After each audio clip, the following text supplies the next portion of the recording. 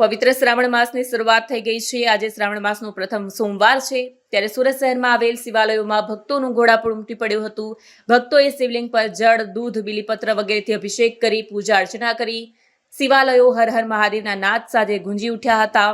ઈચ્છાનાથ મહાદેવ મંદિર ખાતે police commissioner Anupamsinh ગહેલોતે પણ પરિવાર સાથે પૂજા કરી।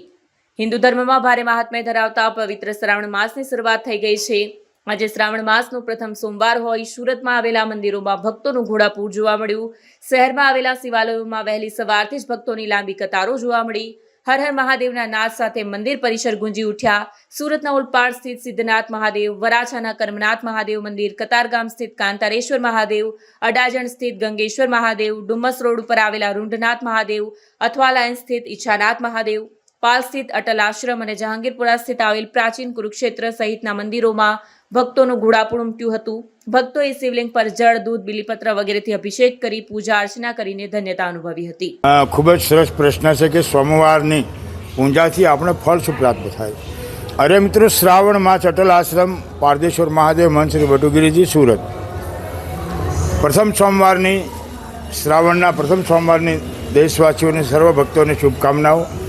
મિત્રો, જાણતા અજાણતા આપણે કોઈ પણ શિવાલયમાં જઈને આજે સોમવાર છે, આવતા સોમવારે પણ જઈ અને મહાદેવની આરાધના કરીએ। એક પુષ્પમ એક બિલ્લીપત્રમ એક લોટા જલ કે ધાર ઓ દયાલુ રીજ કે દેતે ચંદ્રમૌલી ફલ ચાર। ધર્મ, અર્થ, કામ અને મોક્ષ મળે એવું સરળ પદાર્થ હોય તો એ જલ, દૂધ, દહીં વગેરેથી અભિષેક કરીએ। ઓમ તત્પુરુષાય વિદ્મહે મહાદેવાય ધીમહિ તન્નો રુદ્રમ પ્રચોદયાત।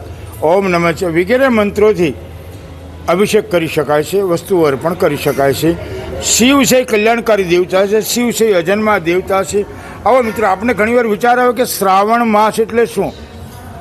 શ્રાવણ માસ એટલે ભગવાન શિવની વાતોને, શિવના સત્સંગને, શિવના જીવનને શ્રવણ કરી અને જીવનમાં ઉતારવાથી આ શ્રાવણ માસ બન્યો છે। અને શ્રાવણ માસ જીવનું કલ્યાણ કરવા માટે ભગવાન શિવે, દેવોના કોઈ દેવ હોય તો મહાદેવ છે અને મહાદેવ જીવનું કલ્યાણ કરી શકે છે।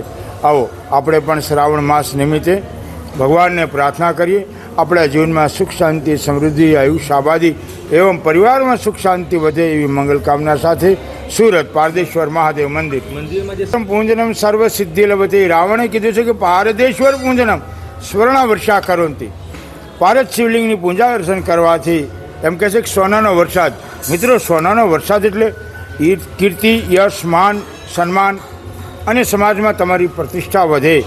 આ માટે પારદ શિવલિંગના દર્શન જરૂરી છે અને પારદ શિવલિંગની પૂજા સર્વ જીવોનું કલ્યાણ કરનારી છે।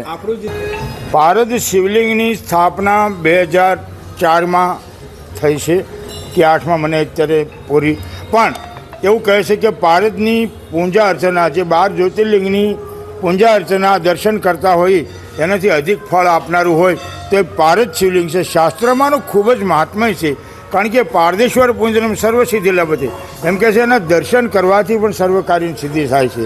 આવો આપણે પણ શિવની આરાધના કરીએ।